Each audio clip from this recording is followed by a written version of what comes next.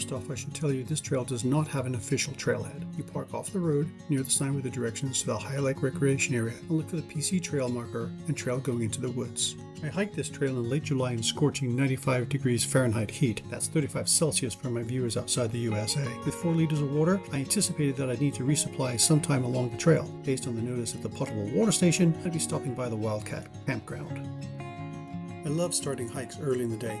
It's cooler and the sunlight through the trees is simply beautiful, and this trail did not disappoint. Western red cedar, Douglas fir, ponderosa, the occasional noble fir line the trail, letting in slivers of sunlight. I plan to hike this trail again in the autumn and spring in hopes that there will be some morning mist for the sun to shine through and provide those God rays that give forests a mystical feel.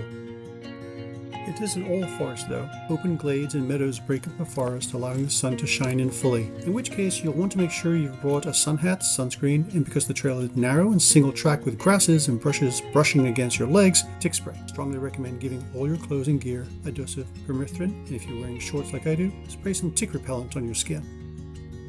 This being the height of summer, most of the meadows were a light khaki color with only a few hardy shrubs and flowers showing any other color. Hiking the trail in the spring in this trail will have a completely different color palette and feel to it. While the trail does run parallel to Hyatt Lake, you'll only see the occasional glimpses of it when a meadow or clearing happens to line up with the lake and the trail. Don't worry though, the lookout point makes up for it. When I reached the trail leading down to Forest Camp and then Wildcat Campground, I considered venturing down to check it out, but I still had 3.5 liters, so I kept on the trail to Hyatt Lake Lookout. This is the Pacific Crest Trail, and it gets a lot of traffic every day. This causes the trail dirt to be grounded to something like a fine talcum powder consistency. Each step creates a brief cloud of fine dust that over time coats your boots, pants, and in my case, skin and prosthetic. I met 5 through hikers on this trail, and all of them had a layer of dusty dirt up their legs that faded in color as it got up to their knees.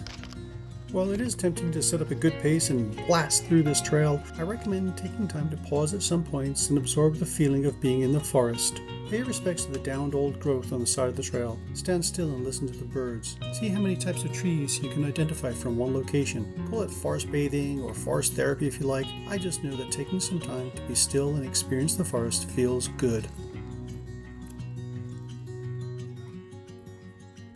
Speaking of old-growth trees, along the trail you'll see stumps of old-growth trees that have been cut down in years past. You'll also see some old-growth trees in the forest, and in one location, a magnificent tree on its way to becoming old-growth. It's not quite there yet. Another 100 years and it'll be able to claim the title. You have to remember, these trees calculate their maturity in centuries. By the way, if you're curious about the gear I use in this hike, my shock-absorbing hiking poles, sun hat, flip-up sunglasses, water bottles, etc., check the description below to learn why I use them and where you can get them. There are several downed trees across the trail. A couple of them are easy to step over, but the larger ones require a short detour around them. PCT through hikers have established trails that quickly become the de facto trail. This was the biggest detour around a downed tree when I hiked this trail. I plan to hike this trail again in the fall, and will probably bring along my axe and saw to make the passage a little easier.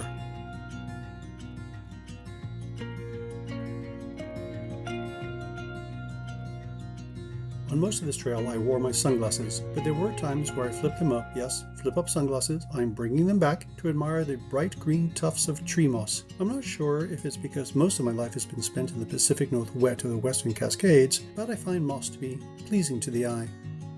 The sign pointing out the trail on your left to the Hyatt Lake Lookout is a little beaten up, but noticeable. It's a little steeper than the PCT, but not challenging until you emerge out of the forest. This was the only part of the trail that wasn't packed dirt. It's rocky, and the rocks are a little unstable, but with a pair of hiking poles, it's easy to maintain stability.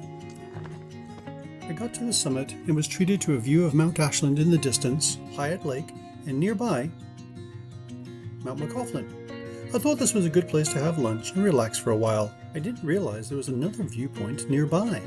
After I'd spent an inordinate amount of time watching the clouds and listening to the bees buzz about, I looked around and noticed that the trail, I use that word in its loosest definition, continued on in a southerly direction.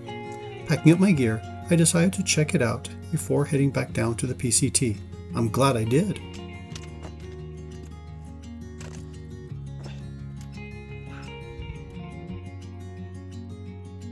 The trail leads to a view south, looking directly at Mount Shasta. So once again, I spent time just taking in the view and listening to the breeze and the trees and the insects go about their business. I'd have spent more time there, but needed to get more water. So back down the PCT I went to the turnoff for Horse Camp and Wildcat Campground. The trail down to Horse Camp is short and an easy decline.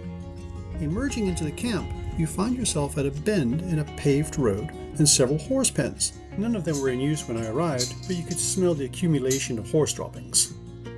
There's no water supply at the horse camp unless you go down to the lake, but I hadn't brought my water filter, so continued on to Wildcat Campground.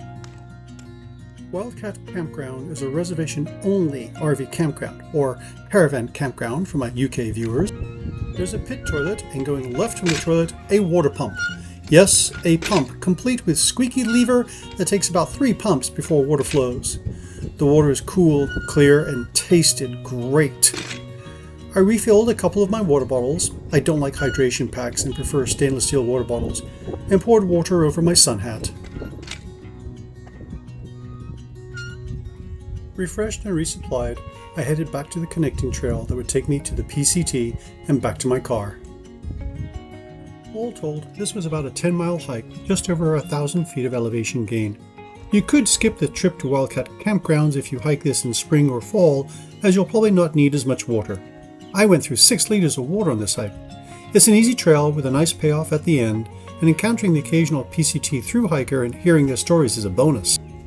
Thanks for watching, and if you would like more trail videos from Amputee Outdoors, please click the subscribe and like buttons, and for the written trail report, gear reviews, and hiking advice, visit www.amputeeoutdoors.com. See you out there!